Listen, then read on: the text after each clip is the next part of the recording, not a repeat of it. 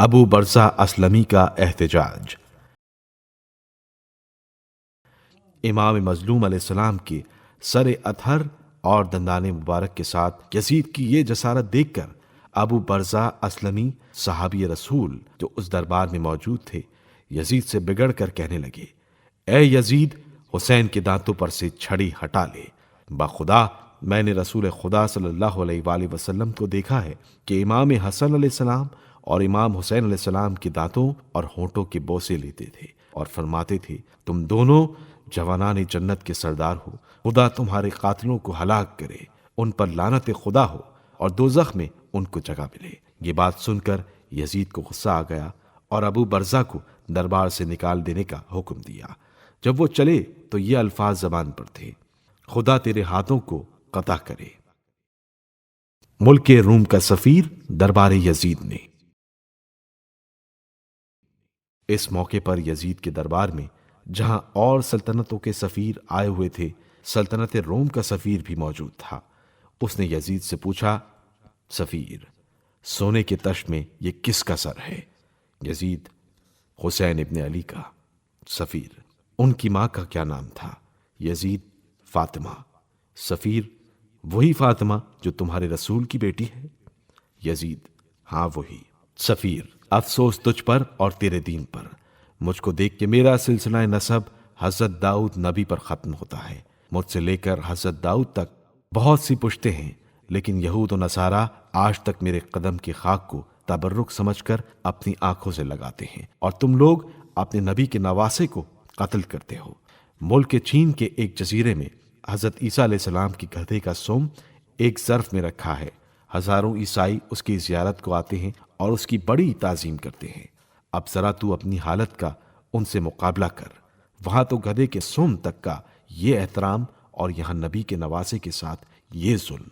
یزید یہ سن کر آگ بگولا ہو گیا اور اس نصرانی سفیر کے قتل کا حکم دیا۔ اس نے کہا، سبحان اللہ، یہ ایک اور عجیب بات ہے کہ سچ کہنے والے کی گردن مار دی جاتی ہے۔ میں قتل سے نہیں ڈرتا۔ میں نے کل رات پیغمبر اسلام صلی اللہ علیہ وآلہ وسلم کو خواب میں دیکھا ہے، انہوں نے مجھے بہشت کی بشارت دی ہے، لہٰذا اب میں مسلمان ہوتا ہوں۔ یہ کہہ کر سر امام حسین علیہ السلام تشت میں سے اٹھا کر اپنے سینے سے لگایا اور پیشانی پر بوسہ دے کر کہنے لگا، اے حسین، گواہ رہنا کہ میں نے آپ کے نانا کا دین اختیار کیا۔ یزید سے ضبط نہ ہو سکا اور فوراً اس کا سر قلم کرنے کا حکم دے دیا۔ اس طرح یہ نو مسلم شہادت کے درجے پر فائز ہوا۔ بعض مورخین نے اس واقعے کو ایک مرد نصرانی راس الجالود کے متعلق لکھا ہے۔ اسی قسم کا ایک واقعہ جاسلیق نصرانی کے متعلق بھی کتابوں میں درج ہے۔ یزید اور امام زین العابدین علیہ السلام کی گفتگو۔ دوسرے دن اہل بیت رسول کی پھر دربار یزید میں پیشی ہوئی۔ یزید نے امام زین العابدین علیہ السلام سے کہا، آپ کے باپ اور دادا نے اس بات کی تمنا کی کہ حکومت ان کے ہاتھ میں آئے، لیکن شکر ہے اس خدا کا جس نے ان کو قتل کروا دیا۔ امام علیہ السلام نے فرمایا، اے پسر معاویہ، نبوت اور حکومت ہم اہل بیت سے ہی مخصوص ہے۔ تو اس وقت پیدا بھی نہ ہوا تھا کہ مارکہ بدر و احد اور خندق میں حضرت رسول خدا صلی اللہ علیہ وآلہ وسلم کا علم ہمارے ہی دادا کے ہاتھ میں تھا، اور کفار و مشرکین کی فوج کا جھنڈا تیرا دادا لیے ہوئے تھا۔ اے یزید، اگر تو اس ظلم کو سمجھتا جو تو نے میرے باپ، بھائیوں، چچا اور چچا زاد بھائیوں پر کیا ہے، تو مجھے یقین ہے کہ دیوانہ ہو کر جنگلوں اور پہاڑوں میں نکل جاتا اور ہمیشہ خاک پر بیٹھا نالہ و فریاد کیا کرتا۔ افسوس میرے باپ فرزند فاطمہ کا سر تیرے سامنے تشت میں رکھا جائے اور تو خوش ہو رہا ہے۔